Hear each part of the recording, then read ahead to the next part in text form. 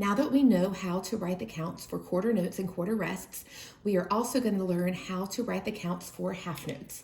So we are going to look at this first line of rhythm chart 2, and we're going to look at the first measure, which should be review, because it is all quarter notes. So I'm going to write a big 1, a big 2, a big 3, and a big 4. And then remember, whenever we get to the bar line, we end up starting over with our numbers. So in measure 2, this first note is a half note. It's going to get 2 beats. So it gets 2 numbers. So I'm going to put a big 1, and that's the number that we're going to say out loud whenever we count. So we're going to say 1, like that. We're not going to say the 2 out loud, but we need to put a 2 with it because the half note lasts for the time that we have beat 1 and beat 2. Now that we've used the 1 and the 2, our next number is a 3, and it's going to be big because we're going to be saying it out loud. And then we have this 4 under this quarter note. We're also going to say it out loud.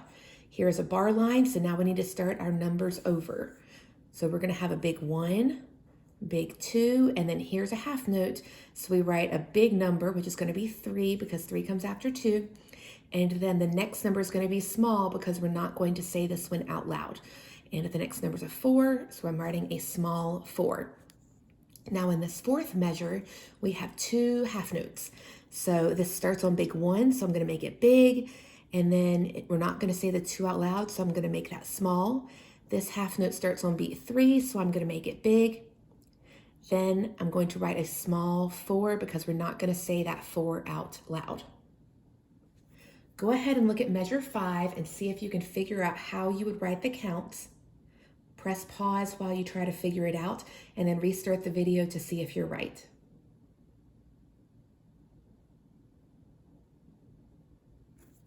All right, so you would have a half note, so we're going to write a big 1, a little 2, and then 2 quarter notes, so we're writing a big 3, a big 4. So if that is what you said, you are correct.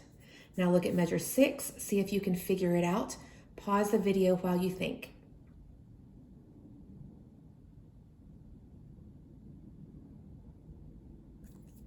Now right here, we're going to have a big 1 because it's under a quarter note.